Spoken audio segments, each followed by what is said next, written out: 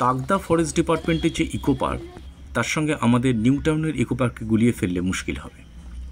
আসলে এটি একটি পাহাড়, পাহাড়ের চারদিকে সুন্দর বাগান করা আছে, সেখানে সুন্দর সুন্দর ফুল ফুটে আছে, আর রয়েছে কিছু ওয়াচ টাওয়ার, যেখান থেকে আপনি ভিউ পয়েন্ট হিসেবে এই পুরো সুন্দর সিনারিটাকে দেখতে পাবেন। কিন্তু এর মূল আকর্ষণ হলো পাহাড়ের চূড়ায় বা একদম হিল টপে থাকা একটা ছোট্ট লেক, যেটা স্থানীয় বাসিন্দাদের কাছে অত্যন্ত পবিত্র, এবং সেই লেকে কোনো দিন কোনো গাছের পাতা বা কিছু পড়তে দেখলাম না। এবং সেই লেক পর্যন্ত পৌঁছতে হবে পাহাড় বেয়ে, যেটা 750 মিটার উঁচুতে। এটা আমাদের সাধারণ সমতলের মানুষদের কাছে একটু কষ্টসাধ্য। পাহাড়ের গা বেয়ে ওঠার আগে একটা স্মৃতিফলক বা মেমোরিয়াল দেখে একটু থমকে গেলাম। এটা ওয়েস্ট বেঙ্গল ফরেস্ট ডিপার্টমেন্ট থেকে করা।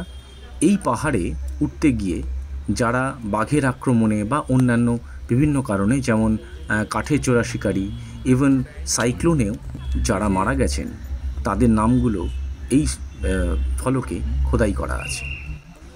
তাই একটা সামান্য চিন্তার কারণ থাকলেও ব্যাপারটাকে একটা চ্যালেঞ্জ হিসেবে নিয়ে পাহাড়ের ওপর ওঠা শুরু করলাম।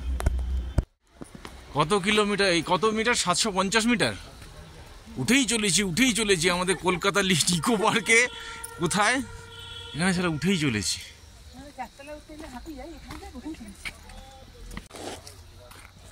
চলো ভাই, ওয়ে টু লেক।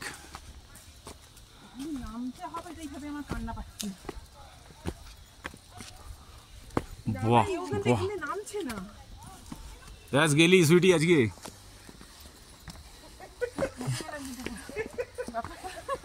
ব্যাগ বাক্সিংয়ে গাবে। চল চল বিপ্লব করি, চল।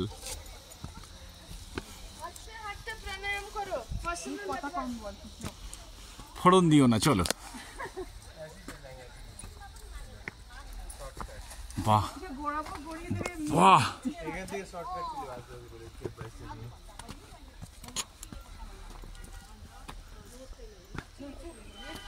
সুন্দর জঙ্গলের মধ্যে দিয়ে যাচ্ছি। পাহাড়ি জঙ্গল দেখতে ভালো লাগে, হাঁটতে কষ্ট হয়। যাকেই জিজ্ঞাসা করছি, यहाँ से 750 किलोमीटर, 50 মিটার, সবজি সিধা যাইয়ে। আরো অনেক কিছু মনে হবে, আরো কিছুটা হাঁট। তোমার হাত পা জিভ বেরিয়ে গেছে। আয় বাবা আয়।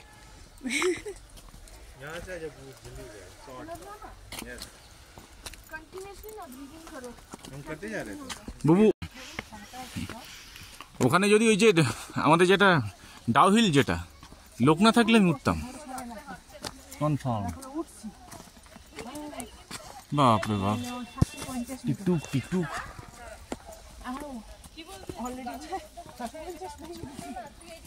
উড়ে বাবা, বাহ। আমার একটা তুলে দে, ওই দিকটা দাও তুই।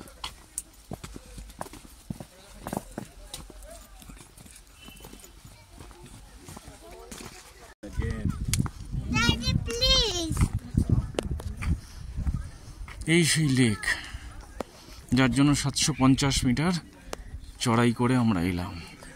কেমন লাগছে? যতটা এক্সপেক্ট করেছিলাম ততটা কিছু নয়, বাট ওই অবধি লেক। বাট এই সিনারিটা, পাহাড়ের ওপর একটা লেক, তো সিনারিটা খারাপ না।